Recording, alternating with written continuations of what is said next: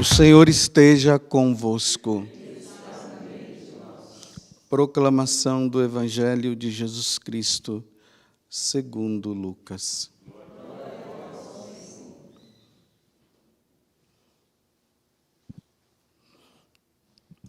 Naquele tempo, quando as multidões se reuniram em grande quantidade, Jesus começou a dizer: esta geração é uma geração má. Ela busca um sinal, mas nenhum sinal lhe será dado a não ser o sinal de Jonas. Com efeito, assim como Jonas foi um sinal para os ninivitas, assim também será o Filho do Homem para esta geração. No dia do julgamento, a rainha do sul se levantará juntamente com os homens desta geração e os condenará. Porque ela veio de uma terra distante para ouvir a sabedoria de Salomão. E aqui está quem é maior do que Salomão. No dia do julgamento, os ninivitas se levantarão juntamente com esta geração e a condenarão. Porque eles se converteram quando ouviram a pregação de Jonas. E aqui está quem é maior do que Jonas. Palavra da salvação.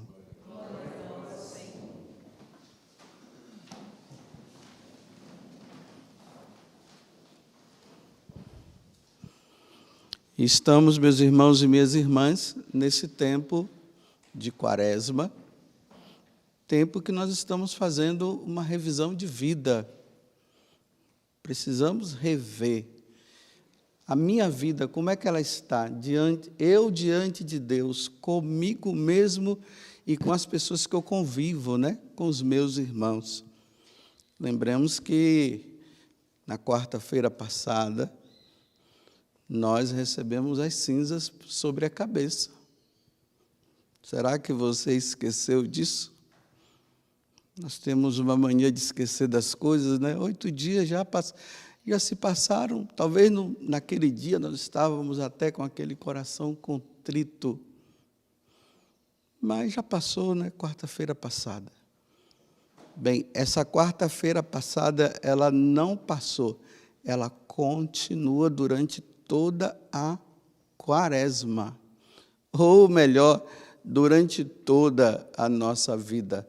As cinzas estão ainda sobre a nossa cabeça, porque nós falamos para Deus o seguinte: olha, Senhor, eu vou colocar como sinal de que realmente eu quero mudança de vida, porque eu não quero te ofender mais. O sinal é esse: eu vou colocar essa cinza sobre a minha cabeça. E foi colocada. Tudo bem, você tomou banho, você tirou aquela cinza material, mas a espiritual continua aqui. Nós precisamos entender que nós estamos com ela. E aquilo que eu tenho dito para vocês, né? Lembremos que na terça-feira que antecedeu a quarta-feira de cinzas, a primeira leitura, que era do livro do Gênesis, dizia o seguinte: lá no capítulo 6, versículo 6. E Deus se arrependeu de ter criado o homem. Então nós nos deparamos com isso e diz: meu Deus, o Senhor que nos criou com tanto amor para te servir, para te amar, e agora o Senhor se arrepende? Olha, Senhor, como sinal, coloca a cinza sobre a minha cabeça, dizendo que eu não posso ser mais aquela pessoa que o Senhor olha e se arrepende. Eu tenho que ser, Senhor, a sua alegria e não a tristeza. É assim que nós devemos caminhar na Quaresma. Eu repito para vocês, se nós caminharmos dessa forma, isso vai causando dentro de nós realmente uma mudança. E essas práticas externas que nós estamos praticando, essas penitências que você se propôs fazer, não vai ser apenas uma coisa exterior, né? De você chegar lá e falar para o seu amigo, para a sua amiga, para o seu irmão, para a sua irmã, nossa, eu estou fazendo penitência, e disse, nossa, e como é que está sendo? Rapaz, não está sendo fácil não, mas eu estou conseguindo. Não, não é isso não. É de nós dizermos assim, meu Deus do céu, nem essa penitência eu estou conseguindo. A penitência que você se propôs, já caiu quantas vezes? Quantas vezes? Então, realmente, não é um coração arrependido. Porque se essa penitência que você fez e que eu estou fazendo também, ela simplesmente, na hora que ela aparece, que é o momento de eu lutar contra ela, eu caio, então não teve arrependimento, não. Não houve. Porque a cinza sobre a nossa cabeça é a vigilância diante daquela atitude que eu estou dizendo, Senhor, se isso faz seu coração se entristecer, e o Senhor dizer para mim que se arrependeu de me ter criado, eu não vou cair nisso, Senhor, eu vou lutar contra isso. É assim que nós devemos estar. E aí, quando essa tentação vem diante da penitência que você faz, por você estar na vigilância, você não vai cair. É engraçado que tem pessoas que dizem assim, vamos abrir uma exceção hoje. Não tem exceção diante de penitência. A gente abre uma exceção hoje. Olha, penitência é correção de pecado, é correção de vício. Então, se você tem um vício, você está fazendo o quê? Você está se penitenciando para que esse vício não vença mais. O vício é pecado. Aí você diz assim, bem, hoje eu abro exceção. Para pecar? Pense nisso. Você está abrindo a exceção para você pecar. E para pecar não tem exceção, é luta, é constante. Não podemos cair. É por isso que aqui na primeira leitura, ou no Salmo, Davi, depois de ter caído no adultério, ele se arrepende. E aí ele diz, Senhor, ó Senhor, não desprezeis um coração arrependido. Depois desse adultério, ele não caiu mais, não. Na Sagrada Escritura não mostra que Davi depois caiu de novo. Não caiu. Ele se arrependeu. Era assim que deveria ser conosco. É por isso que nós estamos fazendo penitência. Corrigindo os nossos vícios, que são os nossos pecados. Tudo isso é uma introdução para o Evangelho de hoje. Então, Jesus agora, mais uma vez, se depara com as autoridades religiosas daquele tempo, que não abrem o coração, não querem se arrepender. E agora eles pedem sinais, né? Cada vez, Jesus já tinha feito tantos sinais, eles continuam pedindo sinais. Aí Jesus diz assim, olha, o sinal é Jonas e a rainha de Sabá. Jonas, nós vimos na primeira leitura, passou pela cidade de Nínive, gritando por toda a cidade. Se arrependam, senão a terra de Nínive, senão a cidade de Nínive vai ser destruída. O pecado que vocês cometeram já chegou no auge. Deus disse que se vocês não mudarem, Ele vai destruir a cidade de Nínive. Olha, Jonas se torna um sinal, o pessoal ouve e se converte. Né? Tem até aquela forma meio brincalhona, né, para dizer assim que houve realmente conversão, que quando o rei convoca penitência para o povo, diz que até os animais fizeram também. Eu sempre brinco, né? Imagine a galinha fazendo penitência. E o cachorro também. para dizer que realmente houve um arrependimento. E a rainha de Sabá, que era uma pagã, sabendo da sabedoria de Salomão, ela foi constatar, ela foi visitar, e chegou lá, ela viu que realmente Salomão era um homem sábio. Ela nunca tinha visto um homem sábio como ele. E não era somente a questão de ver o homem sábio, é atribuir a alguém. Só Deus pode dar uma sabedoria a um homem dessa forma. E a mulher se converte. Aí agora, não é nem Salomão, né, que é sinal de conversão para a rainha de Sabá. Agora não é Jonas, que é sinal de conversão para os ninivitas. Agora é o próprio Deus que está ali. E Jesus está constatando que o coração daquele povo estava tão fechado, que diante dele, que ele é superior a Salomão, ele é superior a Jonas, ele estava vendo frutos, não. Entre aspas, não estava vendo muito fruto, não. Aqueles homens não se convertiam. Ele disse, tá bom. Vocês estão querendo sinal? O sinal é Jonas, o sinal é a rainha de Sabá. A rainha de Sabá, que na verdade é Salomão, que faz com que ela se converta. Eles mudaram de vida. Então, eis aqui, está um que é maior do que ele. E vocês não mudam. Aí ele fala do julgamento. Que às vezes nós, pregadores, fugimos disso aqui, né? Nós falamos dos sinais, nós falamos de conversão, mas nós não falamos do julgamento. Aí Jesus agora está dizendo assim, no dia do julgamento, não se esqueçam,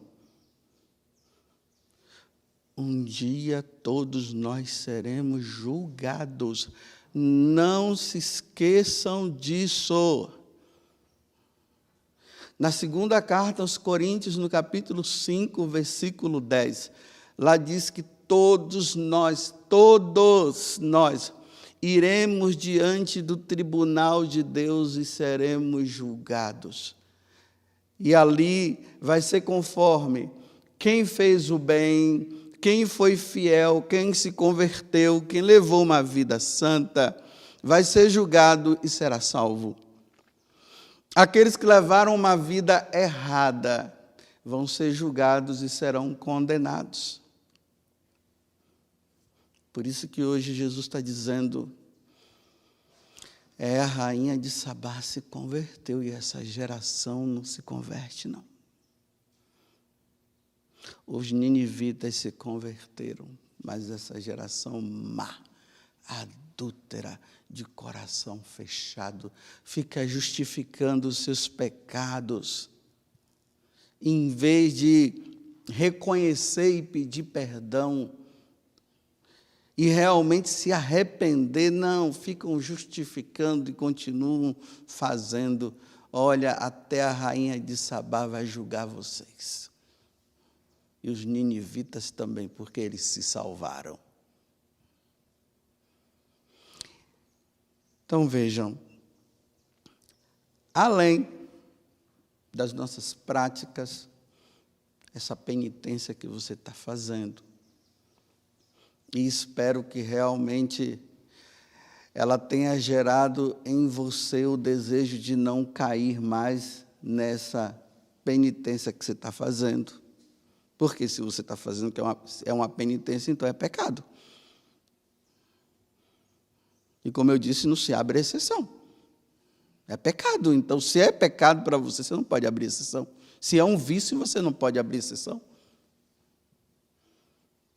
Então, diante disso, paremos agora, e além, como eu estava falando, né, dessas práticas, existe uma outra prática que nós precisamos exercer nesse tempo de Quaresma, a meditação.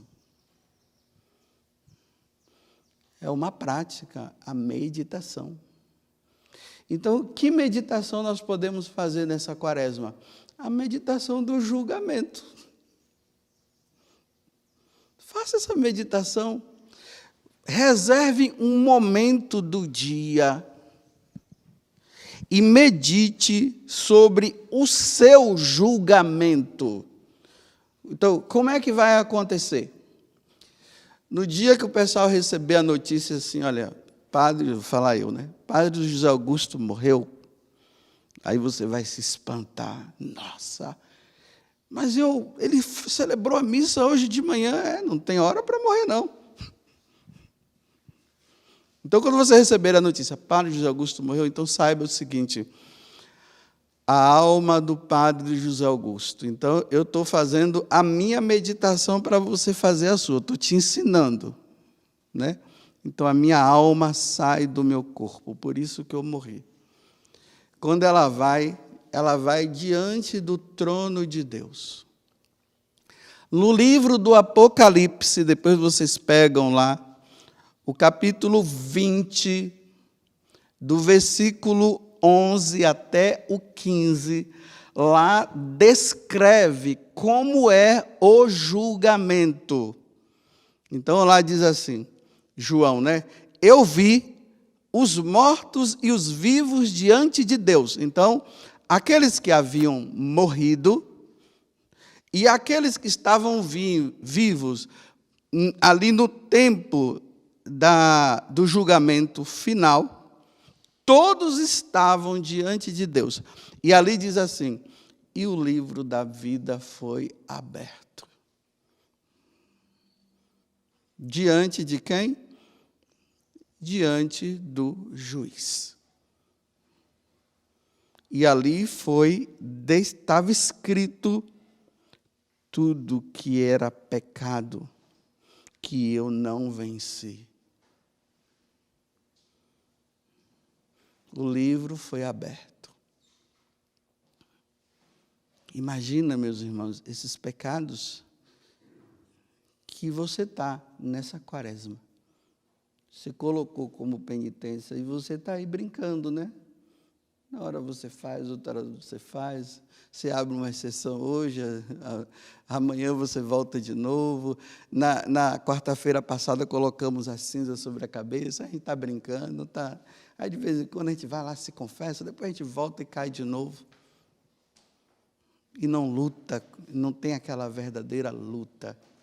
Então, vai-se diante do trono de Deus e ali está escrito, vai estar tudo escrito. Que pecados? Aí, eu aconselharia você também pegar como meditação para ajudar nessa meditação do seu julgamento e do meu também. A primeira carta aos Coríntios, capítulo 6, de 9 a 10. A outra, Gálatas, capítulo 5, de 19 a 21. E Apocalipse, capítulo 21, versículo 8. Então, ali está descrito os pecados daqueles que vão diante de Deus sem o devido arrependimento e não ter lutado, e que, diante do juiz, vai ser condenado. Aí, no livro do Apocalipse, nessa parte do julgamento que eu acabei de dizer, aí lá diz assim, que aqueles que estão descritos lá, e vão estar diante de Deus, porque é assim, olha, aquele pecado que você vai levar, e eu também, que você não quis mudar. Que levou na brincadeira.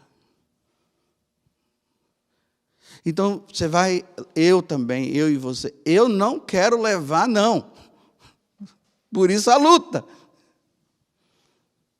Então, na hora que Deus olhar assim e dizer, impureza, aí Deus vai dizer assim, condenado, está no livro do Apocalipse, não é invenção minha, não. Aí vai ser lançado, lá diz, num lago de fogo, é o inferno, e de lá nunca mais sairá. Então, eu vou pegar aqui alguns pecados que Paulo diz, e João também. Os impuros.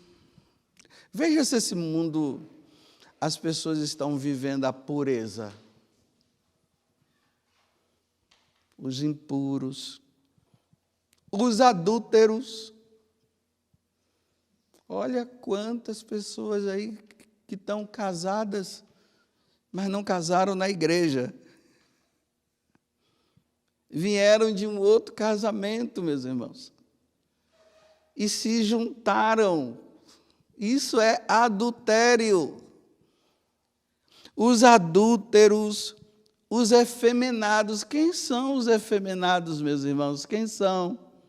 Os efeminados que ele está falando aqui são aqueles, o homem que gosta de homem e viveu com outro homem, a mulher que gosta de mulher e viveu com outra mulher.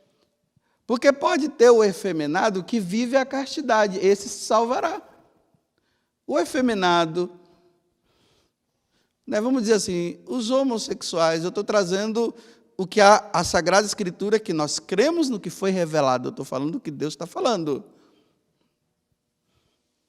Então, essas pessoas os homossexuais que estão lutando, estão desejando, ele deseja um outro homem, mas ele não quer, ele está lutando, ele vive a castidade, esse se salvará.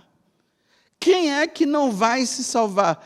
Esses que vivem, os que estão casando, e estão achando bonitinho. A Sagrada Escritura está dizendo que não se salvará.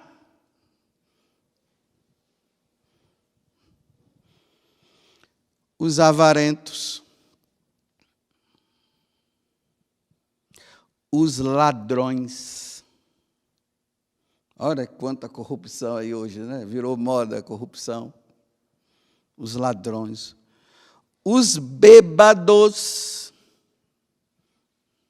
Os bêbados. Os difamadores. Está normal hoje nas redes sociais ficar difamando. Você é um diabo, você é isso, você é aquilo, aquelas discussões, né? Está assim, está normal, né? Você é do diabo, você é não sei o quê, você vai para o inferno, você não... E xinga palavrões assim. Os difamadores. Os assaltantes. Aí Paulo conclui, né? Não herdarão o reino de Deus. Aqui na carta aos Gálatas, ele dá um acréscimo. Os supersticiosos, aquele que passam, não pode passar um dia sem ler um horóscopo, porque o horóscopo dele lá é ele que comanda a vida dele, é ele que vai dizer, né? E tantas outras superstições, né? Aquele negócio do cavalo que fica embaixo, né? Que coloca na porta lá, uma água que coloca lá e dentro de casa, atrás da porta. E o alho foi feito para comer, gente, não é para ficar colocando dentro da roupa, não, para espantar espírito mal. Alho não espanta, não. Superstições. Em vez de crer em Deus e buscar em Deus a força para se sair, não. Vai se criando, vai atrás disso. Aí ele continua, né? Brigas, ciúmes, ódio, ambição, discórdia, partidos, invejas. No livro do Apocalipse, João diz assim, os mentirosos. A pessoa diz, não, é só uma mentirinha. Olha, essa mentirinha, será que não já prejudicou a pessoa ao ponto de perder emprego? Essa mentirinha não levou alguém, o casal a se separar? Esses dias uma pessoa, ela mandou um e-mail para mim dizendo assim, padre, eu e minha esposa, nós fazíamos parte do encontro de casais. Olha, nós éramos assim, olha, exemplo para o povo. Um mentiroso e difamador, uma pessoa, começou a dizer que eu estava adulterando. A minha esposa acreditou. Pronto, meu casamento virou um inferno. E sabe o que aconteceu, padre? Aí eu tentando fazer com que minha esposa ela acreditasse no que eu estava falando. Fui lá, eu pedi perdão a ela de algo que eu nem havia feito. E ela acreditou no difamador e mentiroso. Acreditou. Então, aí eu convidei ela, junto com meus filhos, para a gente fazer um lazer, sair, né? Um tempo fora, no final de semana, para a gente poder rever a nossa vida e distrair e tal. Ela não quis ir, eu fui com os meus filhos. Quando eu voltei, a mala estava pronta na garagem, com as caixas e tudo, e ela me mandou embora, eu fui embora. Por uma calúnia, uma mentira. Eu estou dizendo para o Senhor, eu não adulterei. Aí agora um pecado puxa outro, né? Cara carente, a esposa mandou ele embora, ela fez de tudo para voltar, agora ele se juntou com outra mulher que se separou também do marido dela e agora os dois estão juntos. E ele dizia assim, padre, eu não quero ir para o inferno. Bem, se você não quer ir para o inferno, vai embora, larga essa mulher. Mas eu não estou tendo força. Tem sim, largas. Vocês estão vendo?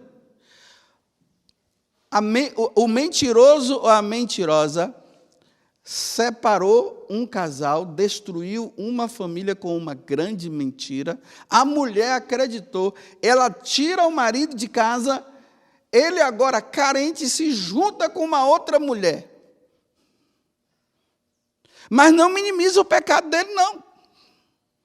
Nem minimiza o da esposa e nem minimiza o do outro. O primeiro tem que se arrepender porque mentiu. A mulher teria que se arrepender porque acreditou e não acreditou no marido, acreditou no outro. E por isso o marido se separou e quem sabe se ela já não arrumou outro também. Um dia vai diante de Deus. O julgamento. Lá no julgamento não tem, né? A Larice, é Larice, né? Eu sempre acho que é Larissa. A Larissa é advogada. Ela sabe muito bem o que é um julgamento. Quando nós estamos diante do juiz, o réu fala alguma coisa? Nada. Só se mandar. Imagina diante de Deus, como é que a pessoa diante de Deus, Ele que é o bem supremo, Ele que sonda e conhece todos os corações, Ele sabe de tudo, como é que uma pessoa vai chegar diante de Deus e vai dizer, não, Deus, mas foi por causa, não tem por causa disso. A pessoa não tem o que falar, porque está diante da verdade.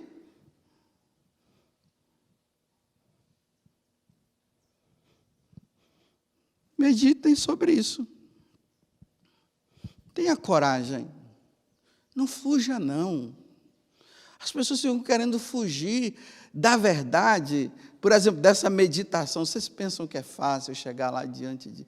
Eu ficar imaginando a minha alma indo ao encontro de Deus, Deus sentado no trono, e eu ali, e as minhas sem-vergonhices todas escritas, que eu não lutei. E ainda ensinei vocês, hein? Um sem vergonha maior ainda, porque ensinou e fazia. E não mudou. E ali diante de Deus, aí vai dizer assim, Padre José Augusto, tá certo, eu sou tão bom, viu? Não fique pensando que vai ter julgamento, não. Isso aí foi coisa de Paulo, foi coisa de Mateus. Não, aqui todo mundo se salva. Vem, meu filho, eu sei da sua fraqueza. Vem, meu filho, pode vir para o céu. Vem, bendito de meu Pai. Rapaz, a gente passa a vida toda lutando aqui o tempo todo. É injusto. É injusto isso. Eu passei a minha vida toda lutando para fazer o bem, para amar a Deus e tudo, cinza na cabeça e dizendo, meu Deus, eu vou melhorar, eu vou melhorar. Aí chega no outro lá, o outro que continuou com a vidinha dele, não quis nem saber, aí ele chega lá e Deus diz, vem também você. Ah, não. Não é que eu esteja mal, é que eu lutei, o outro não lutou, então é injusto isso. E Deus é justo. Mas seria bom se fosse assim também, né? Mas não vai ser assim, não. Não vai ser assim. Estão dizendo por aí que vai ser. E eu estou dizendo para vocês que não vai ser assim, não, porque não é que eu estou dizendo, é porque está revelado na Sagrada Escritura, eu estou mostrando aqui para você. Então tá ok. Acredito que vocês entenderam muito bem. Não estou falando nada de novidade, né? Vocês já sabiam disso, eu também já estou sabendo. Mas eu sei que tem pessoas por aí que estão dizendo que não vai ser assim, não. Então vamos ver. Depois da morte, nós veremos. Louvado seja nosso Senhor Jesus Cristo. E a nossa Mãe Maria Santíssima.